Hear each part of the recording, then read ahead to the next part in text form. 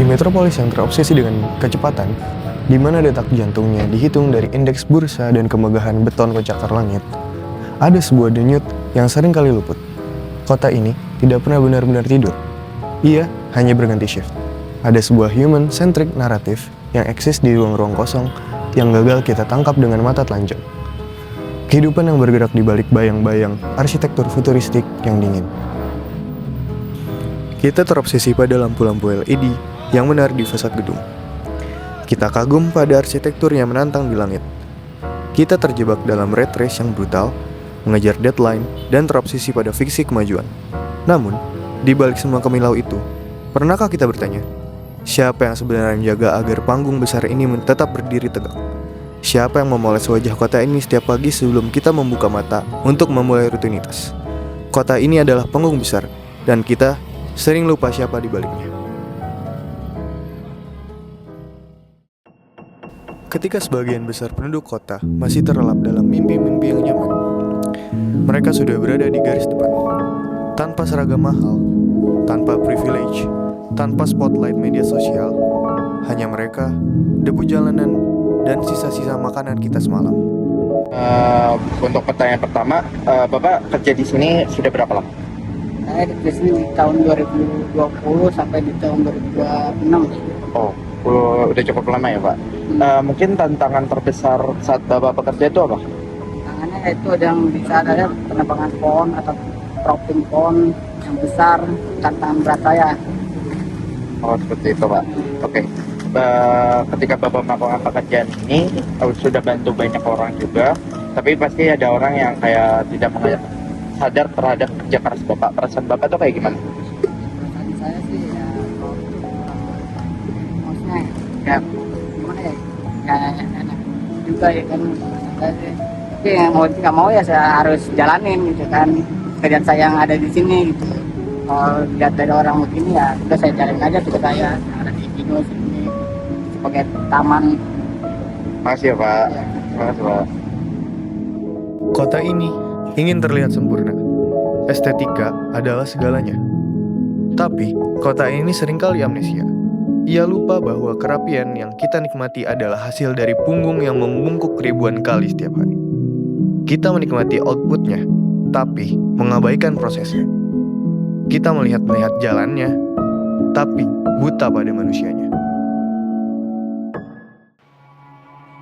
Teknologi memberi kita kemudahan, tapi tetap manusialah yang menyediakan ketahanan di balik itu.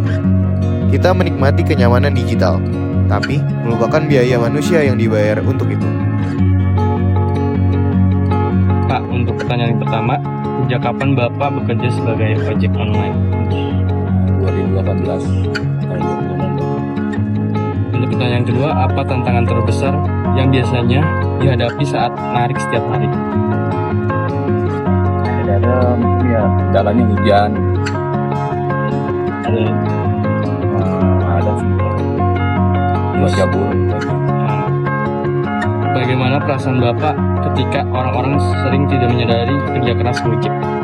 Katanya Ya sangat sayangkan juga.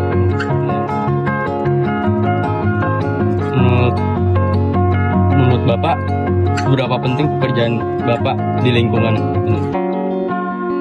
Ya lumayan penting. Di era digital, roda ekonomi berputar lebih cepat dari sebelumnya. Tapi, di balik layar aplikasi, ada banyak manusia dengan mimpi yang sederhana.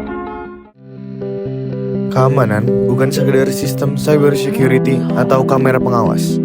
Keamanan adalah sebuah rasa, dan itu dijaga oleh raga yang berdiri tegak. Meski kakinya sudah mati rasa, berdiri berjam-jam. Kita punya 3 pertanyaan Pak. Jadi pertanyaan pertama, Bapak kerja sebagai penjaga security di sini sudah berapa lama? Kurang lebih 8 tahun. 8 tahun. Mulai pekerjaannya itu dari biasanya setiap hari dari jam berapa?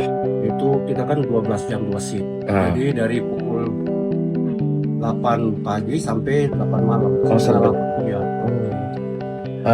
Selama Bapak bekerja 8 tahun di sini, ada tantangan terbesar nggak yang kayak biasanya dihadapi selama berhari-hari mungkin? Ya, untuk sementara kan untuk daerah kita ya mungkin sampai saat ini untuk masalah-masalah istilah kejahatan itu ya yang kejahatan yang besar itu nggak ada, paling seputar ya orang penjamretan atau itu aja curanmor, tapi itu pun terjadinya di luar wilayah kita, Oh, bukan di lingkungan. bukan di lingkungan. Kayak menurut Bapak sebagai security, mungkin ada beberapa orang yang memandang sebelah mata. Ya, menurut Bapak hasil kerja keras Bapak ini, Bapak menyikapi hal tersebut tuh kayak gini? Oh ya, karena kan kita istilahnya diciptakan udah punya masing-masing punya keahlian, udah bagian-bagiannya.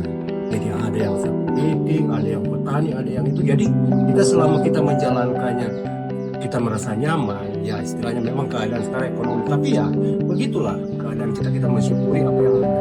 Ya itu aja, karena kan kita juga udah keluarga, jadi harus kita istilahnya bertanggung jawab untuk keluarga kita. Itu aja. Sudah cukup itu ya, makasih ya Pak. Ia melihat semua yang terjadi, tapi hampir tidak pernah benar-benar dilihat. Ia adalah silent observer yang menjaga stabilitas di balik kekacauan urban.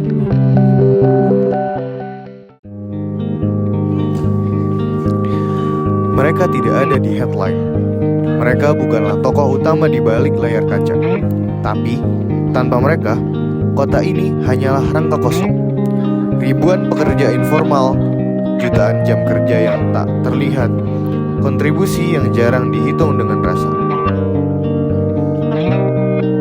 Pernah ada waktu ketika kota terdiam, orang-orang di rumah. Namun, dalam krisis, mereka yang tak terlihat justru menjadi yang paling esensial. Saat itu, kita sadar, mereka adalah pilar yang menahan dunia kita dari kehancuran total. Berapa kali kita lewat tanpa menyapa? Berapa kali kita menerima tanpa bertanya? Kadang, yang dibutuhkan bukan tepuk tangan, hanya pengakuan sederhana bahwa mereka ada. Kota adalah tentang manusia, bukan tentang gedung tinggi atau angka statistik. Jika suatu hari Anda melihat mereka, mungkin cukup dengan satu hal sederhana. Lihat mereka, karena tanpa mereka, kota ini tak akan pernah benar-benar hidup.